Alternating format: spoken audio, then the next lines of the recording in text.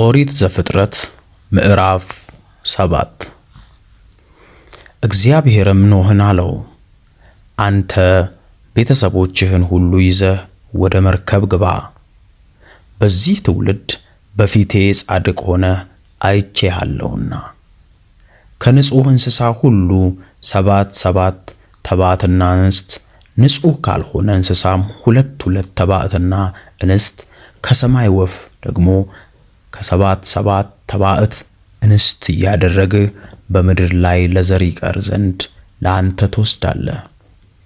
ከ7 ቀን በኋላ 40 ቀንና 40 ሌሊት በምድር ላይ ዝናብ አዘንባለሁና የፈጠርኩትንም ፍጥረት ሁሉ ከምድር ላይ አጠፋለሁና።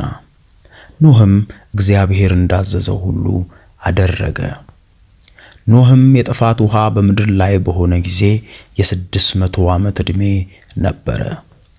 ኖኅም ስለ ጥፋቱ ውሃ የልጆቹንና ሚስቱን የልጆቹንም ሚስቶች ይዞ ወደ መርከብ ገባ። ከንጹሕ እንስሳ ንጹሕም ካልሆነው እንስሳ ከወፎችና ከምድር ላይ ከሚንቀሳቀሰውም ሁሉ እግዚአብሔር ኖኅን እንዳዘዘው ሁለት ተባዕትና እንስት እየሆኑ ወደ ኖኅ ወደ መርከብ ውስጥ ገቡ። ከ7 ቀንም በኋላ የጥፋት ውሃ በምድር ላይ ሆነ። በኖኅ ዕድሜ በ6ኛው መቶ ዓመት በሁለተኛው ወር ከወሩም በ17ኛው ዕለት በዚያው ቀን የታላቁ ቀላይ ምንጮች ሁሉ ተነደሉ፣ የሰማይም መስኮቶች ተከፈቱ። ዝናቡም 40 ቀንና 40 ሌሊት በምድር ላይ ሆነ።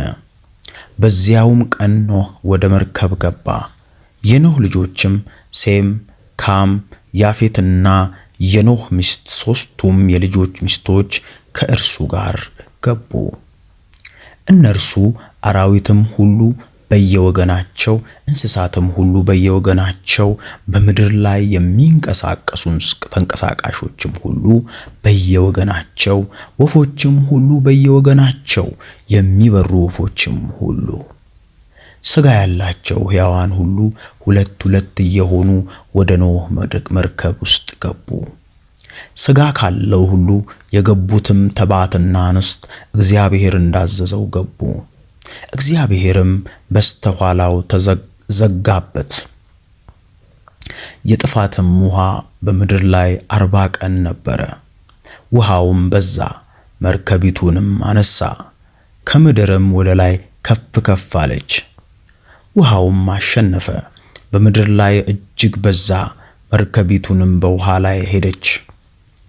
ውሃውም በምድር ላይ እጅግ በጣም አሸነፈ። ከሰማይም በታች ያሉ ታላላቆች ተራሮች ሁሉ ተሸፈኑ። ውሃው ወደ ላይ 15 ክንድ ከፍ አለ፣ ተራሮችም ተሸፈኑ።